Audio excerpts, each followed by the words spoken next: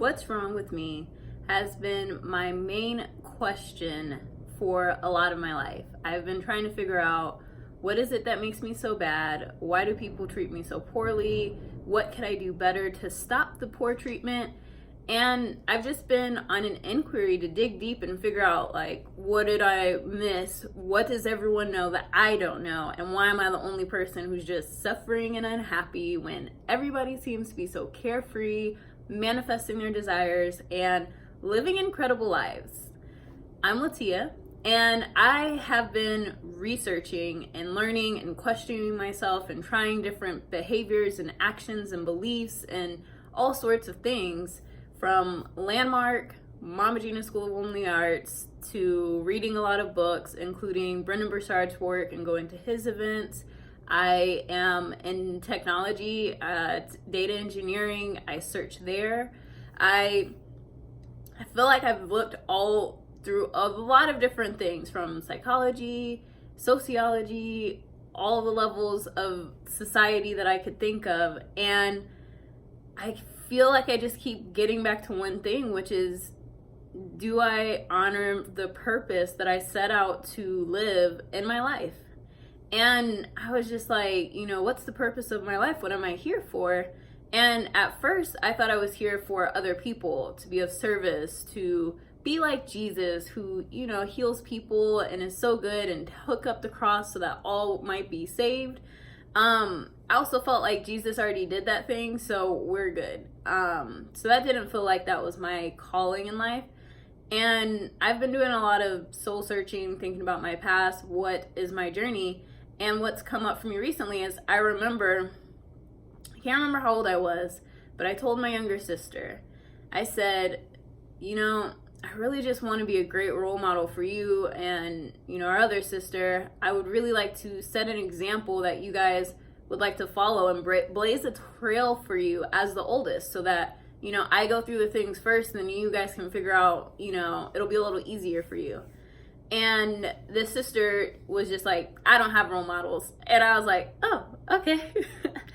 That's cool. And it shocked me in the moment, but I actually really appreciated it, because it taught me that my responsibility is not to her. And in reality, it's not to anyone. I am not here to be of service to people. Like, I am, but I'm not. So if being of service to someone means solving their problems and fixing them, that's not service. I don't believe anything's wrong with any person. I don't believe that we need to be fixed. I don't believe we're broken or damaged. So that would not be the work for me to do, because we're all divine beings and this is our lives. So at the end of the day, whatever works for you is what works for you. Now, the other part of it is like, okay, if I'm here to be a role model, I feel like there's a difference between trying to fix people and trying to educate people or show them a different way. So for myself, I knew from childhood that I had everything that I needed to be successful within me. And I also knew that I didn't know how to access those things. I didn't understand what that meant. I didn't know like what that would look like.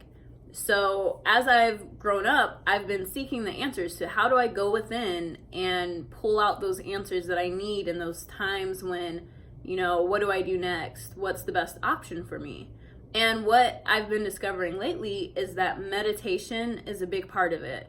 That when we can still our minds and really just allow our truth to soak up, to honor the distractions that come up, because sometimes they might be a little bit important to resolve before we can go deeper.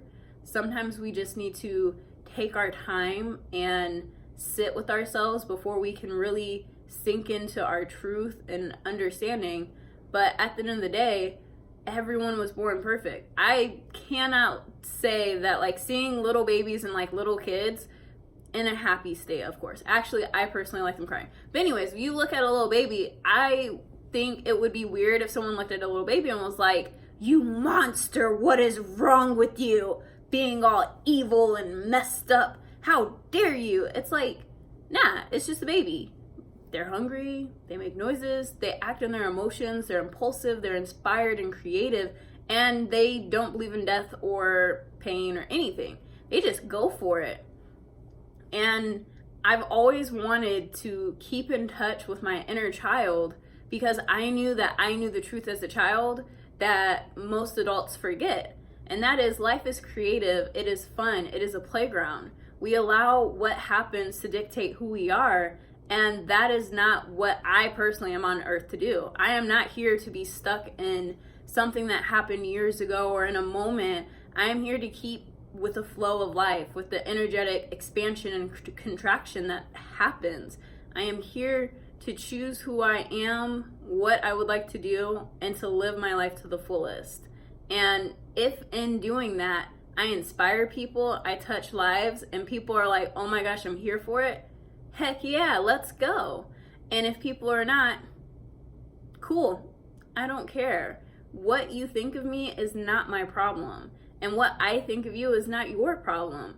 But we've learned to make it our problem, because if we learn to trust ourselves for our wisdom and guidance, if we listen to what we feel, there is a fear in society, like institutionalized systemic fear, that life won't go on as expected. Their survival is dependent upon us being dependent.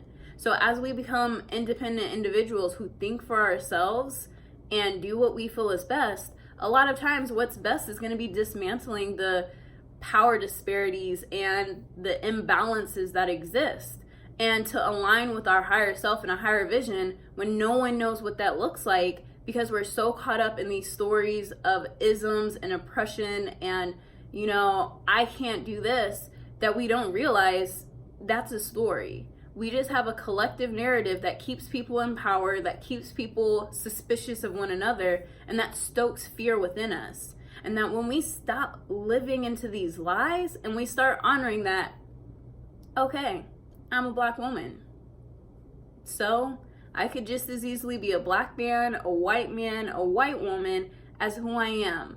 And if you're gonna allow the color of my skin, the way my hair naturally grows, anything about me to stop you from associating with me or having a conversation, that is a you problem, not a me problem, because I can't do anything for you. I can't make my hair grow differently unless I chemically alter it, and I'm lazy and that burns. And when my mom would pay for it, that was fine. But once I had to pay for it, I was like, ooh, you know, the way my scalp burns, it's not worth it. So that's why I stopped getting perms, because I'm cheap and it hurt. And it wasn't worth it anymore. And I think relaxed hair can be beautiful. I think natural hair can be beautiful. And I think both of them can look bad. It is all an individual judgment system that I like to operate under, because these broad assumptions and stereotypes, yes, they're super helpful and beneficial for making judgments when we're trying to protect ourselves. If someone's energy seems off, and they look like they're trying to hide something, maybe don't walk up to them and start a conversation. But in another situation, it's like that person's energy might be different. Like, listen to what you feel within. Like, we have to learn to trust our instincts and be fully embodied within ourselves, because there's nothing else and no one else that we can trust more than our inner guidance and knowing. And once we get to that place where I'm unshakable, I just do as I feel, I listen to my inner truth, I trust myself, and the worst that could happen is, oh, I was wrong about myself. I thought I was awesome and I realized I'm magnificent. Or maybe it's, you know, I thought I was terrible and awful and now I realize I was great. But we sometimes get too caught up in who we are or our image, and we forget about the actions and what we're creating. Am I producing results that show my faith, or am I acting out of my fear? And I know that I've been working on acting out of my faith and like noticing when I acted from fear, so that I can keep realizing that maybe I wasn't connected to my breath, maybe I wasn't connected to my emotions, maybe I was trying to swallow my truth and become something that I wasn't, because business doesn't allow for emotions and I'm an emotional person, so I've got to be a robot if I want to do a good job. Whatever it is, we're all on this journey together and separately, because we're individuals. And at the end of the day, 7 Habits of Highly Effective People, I've wanted to become independent and fully responsible for my life so that I may be interdependent and able to work with one another from a place of love, compassion, and understanding, and not need dependence or desperation. So, like, comment, subscribe, share, give me feedback if you'd like. I'll respond to it as I see fit. Have a great day, and see you next time.